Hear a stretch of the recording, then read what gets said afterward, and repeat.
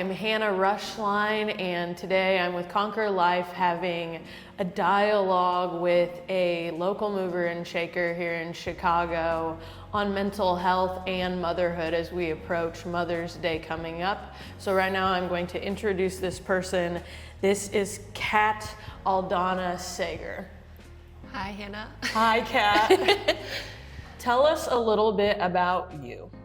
So I'm a Chicago girl through and through. And I've been in this Chicago wellness industry for a long time. I'd say almost over a decade now, teaching yoga, meditation, mindfulness, leading retreats and events internationally and locally. And yeah. I think that that's awesome. I think it provides you, I think, a credibility, that can't be erased. There's just like, you're native to here, so you're going to be more hip to the, the heartbeat and the pulse of the things that you're familiar and around. Thanks. And I think that ownership is just absolutely incredible. Thank you. And it was definitely like a decision to make, to like stay in Chicago. And once I made that decision, I was like, okay, great. Like I can travel for however long I want, like I've done like 6-month things or whatever, not for a year yet, but I'd like to. But just knowing that this is like home base does make things easier in terms of just knowing who I am and where home is, not having to like think about that all the time. 100%. Home for me also, and I know for you, provides a base of support that you would otherwise have to build in some other ways on the road, which is perfectly fine. I'm toiling through that myself, and knowing that I can stand in a place I've never been and still resonate. But at the same time, there is something while you're trying to run all these multiple projects, I'm sure as you know, that's being able to kind of do a trust fall into your own network and people. Yes. I think is something, if we're talking about mental health, that is wildly important. For sure. Lean into the support you have. I agree. Love that. Just lean into the support you have. All right. Now let's talk about one of the projects it's beyond a project. You're the founder of the Mindful Mama Circle.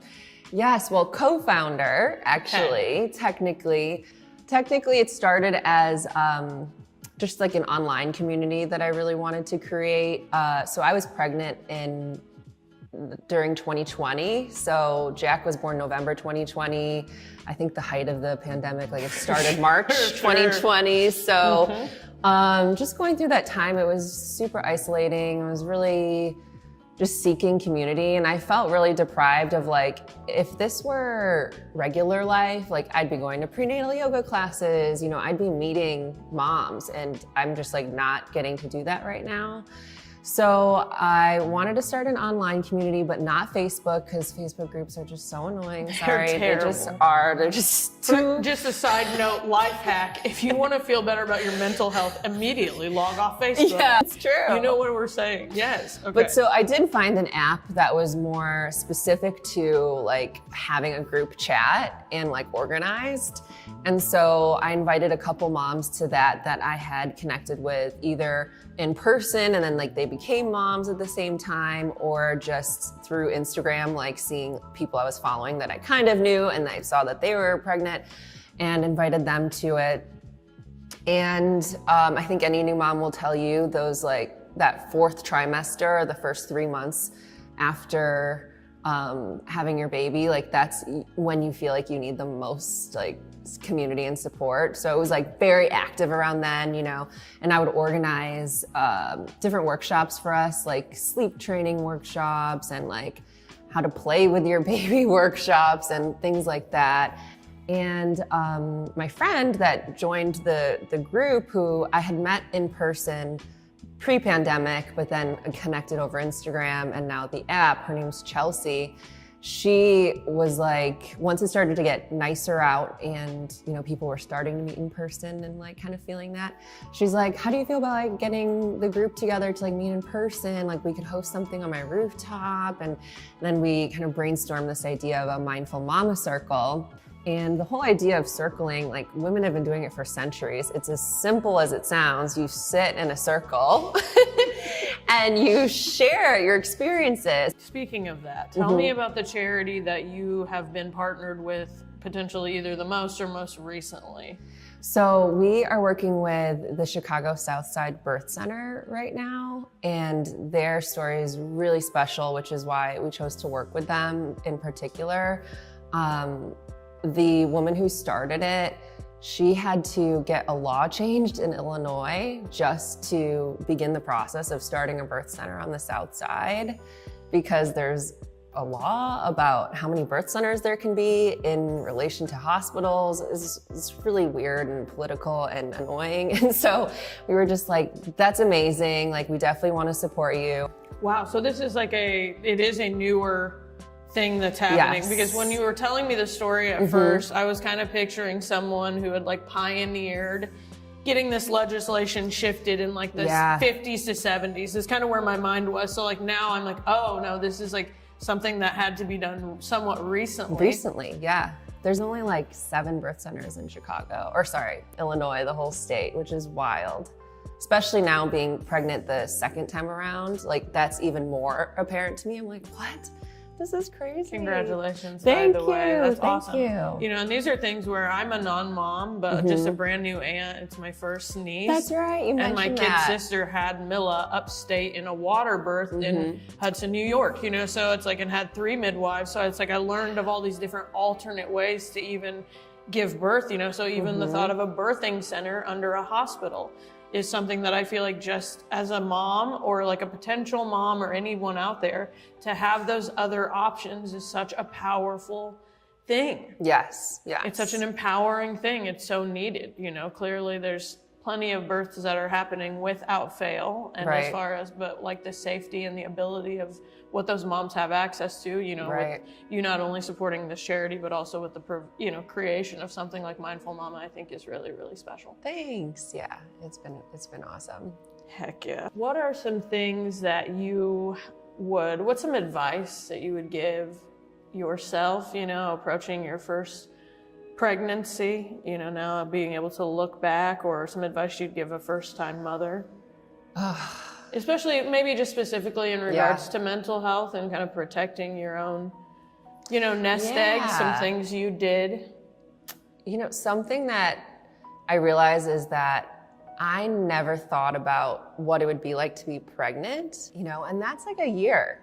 It's a long time of your life where you're experiencing something so profound and like so transformative, and to have no idea what that's gonna be like every single day is bizarre. Yeah, so, I've had one of my friends recently ask me as a non-mom, like we're talking, where she just had you know, her kid is now probably 1.5 years, but she was asking me before, she was like, am I supposed to have started my period again by now? And I'm like, I don't know these resources. Like I could, you know, can we find some stuff online? Yes. But, you know, these are those things where I'm like, that's my best friend asking me something, and she's got a mom she can speak to. Right. But they're just not having these kinds of dialogue. Yeah, you just know? educating yourself and talking to people about what it's like to be pregnant, I think can go a long way. Like we still, as a society, we just carry a lot of like shame and shy feelings about all kinds of dialogue, you know? So sometimes like for some, it's just creation of, like you said, safe spaces where people can kind of come in, whiteboard their ideas, and know that at the end of the day, we can just wipe it clean and go out there and do that again, you know, which I think is super cool. Yeah.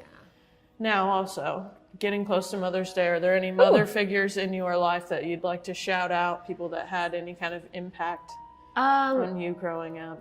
You know who I really connected to and like spoke with on a spiritual level throughout pregnancy is my grandmother, who passed away.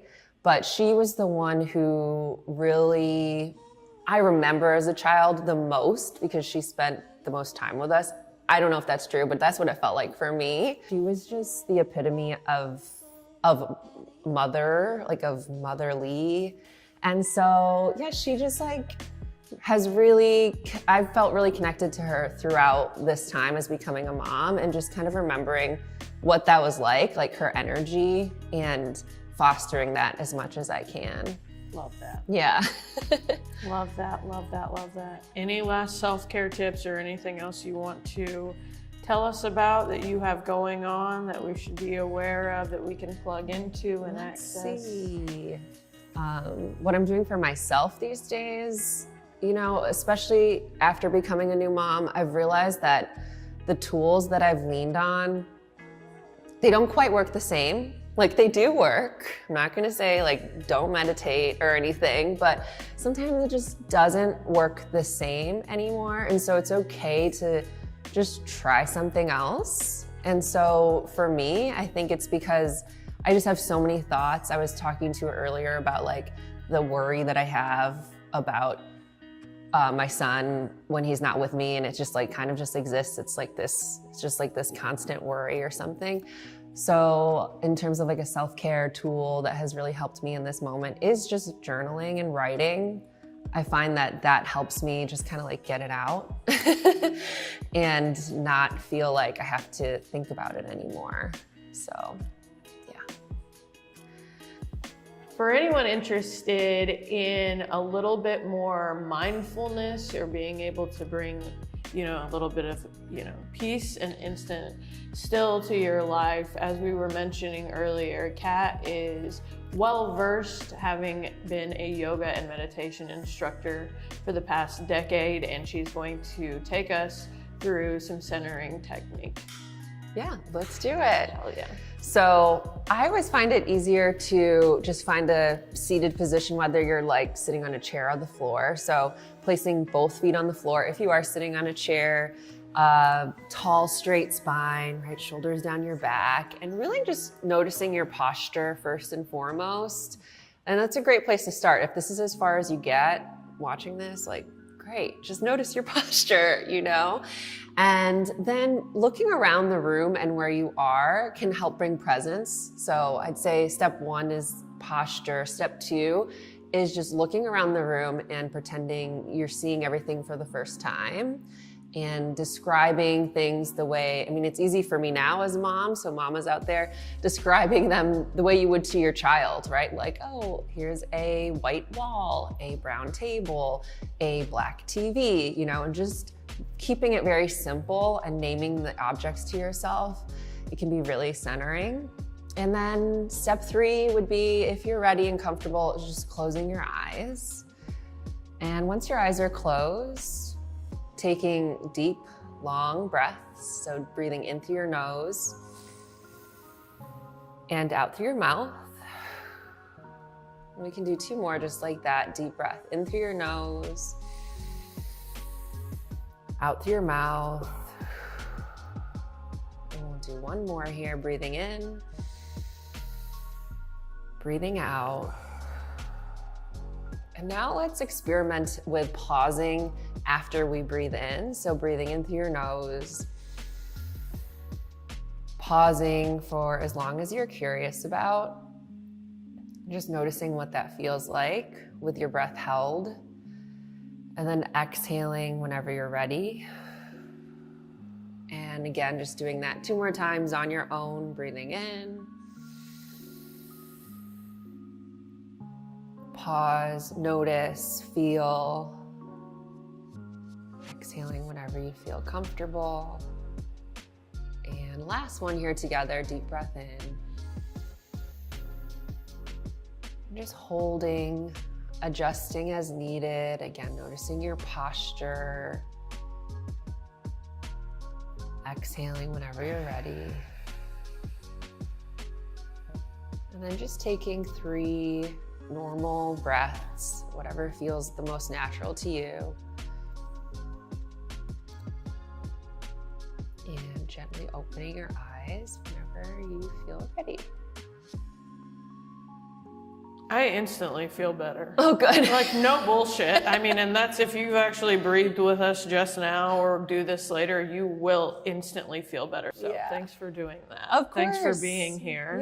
Yeah. Thank you for being Thank here, you. whomever's tuning in. We hope you find some benefit in this. But yeah, support yourself.